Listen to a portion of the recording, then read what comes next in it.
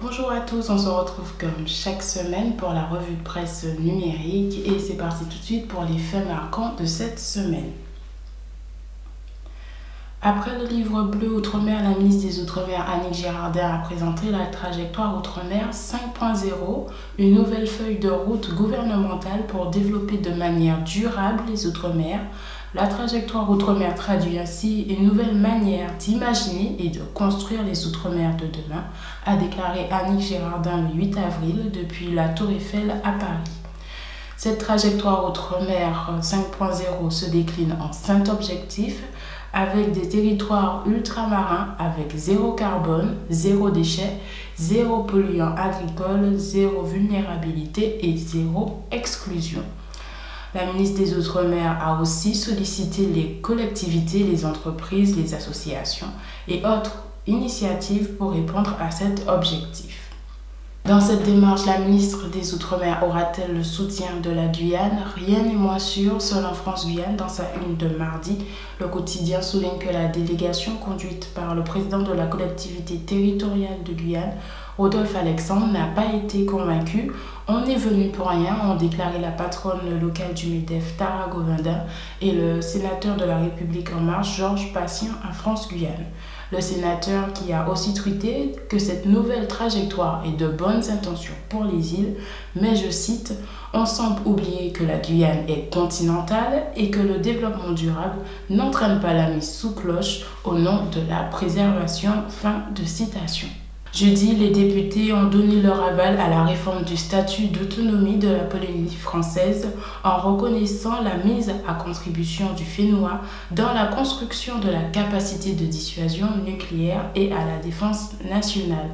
En Polynésie française, le président de la collectivité, Édouard Fritsch, a réagi à l'amendement de Maïna Sage, une de ses plus proches soutiens, en déclarant que cette modification relève de la littérature. J'estime que la discussion n'est pas là, a-t-il poursuivi au micro de Radio 1 Tahiti. Le texte prévoit aussi de moderniser le statut de la Polynésie, adopté en 2014, et déjà réformé à 2 reprises en 2007 et 2011. Une révision statutaire que le député Moïté Brotherson a qualifiée d'énième toilettage cosmétique de l'État. Nous n'avons pas besoin aujourd'hui d'un deuxième toilettage de ce texte datant de 2004, mais d'une véritable refondation des relations constitutionnelles entre la France et la Polynésie, a-t-il déclaré dans l'hémicycle. Justice maintenant avec la haute autorité de la transparence de la vie publique qui a saisi cette semaine le procureur de la République concernant les déclarations d'intérêt et de patrimoine du président de la région Réunion, Didier Robert.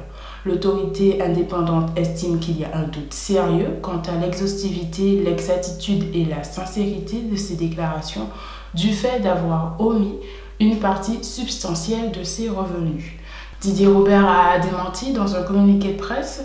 Il a précisé avoir bien effectué la déclaration modificative qui ne portait pas sur une partie substantielle de ses revenus et reconnaît que cette déclaration n'a pas été effectuée dans le délai de 2 mois. Mais le président de région affirme que l'ensemble de ses intérêts ont bien été déclarés auprès des services fiscaux dans les délais réglementaires.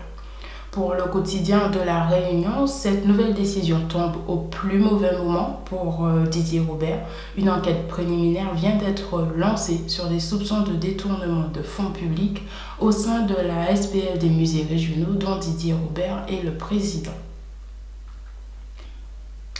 En Nouvelle-Calédonie, la Société de participation minière du Sud calédonien, qui porte la participation des 3 provinces aux capitales de Vallée Nouvelle-Calédonie, a négocié un accord historique avec l'industriel.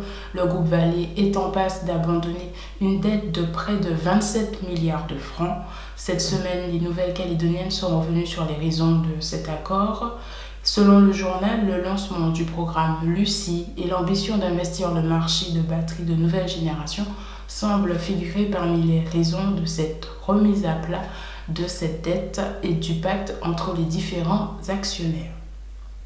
Le ministre de l'Intérieur, Christophe Castaner, qui doit arriver ce dimanche à Mayotte, est très attendu dans le département. Une visite à fort enjeu, selon France Mayotte Matin.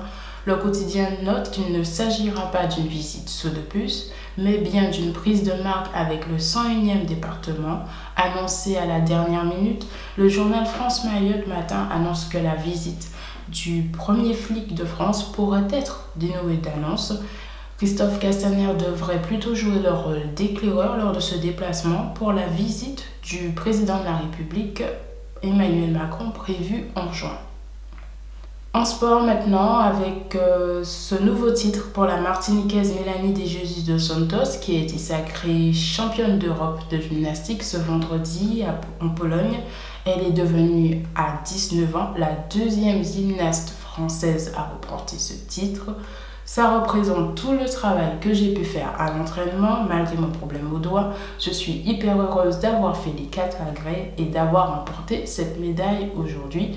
Je suis hyper contente d'entrer dans l'histoire de la gymnastique française, a déclaré la jeune Martiniquaise à la presse. Et puis une autre nouvelle qui fera certainement plaisir aux Martiniquais, la Miss France 2019 Fahima Lama Chavez effectuera son voyage d'intégration en Martinique à partir de ce samedi et jusqu'au 19 avril prochain, indique le site People Buckeye. Elle sera accompagnée de Sylvie Tellier, directrice générale de la société Miss France, et de 4 anciennes Miss France, Malika Ménard, Marine L'Orphelin, Flora Coquerel et Maëva Cook. L'opération en Martinique sera notamment couverte par l'émission 50 minutes Inside de TF1 et diffusée au mois de mai prochain.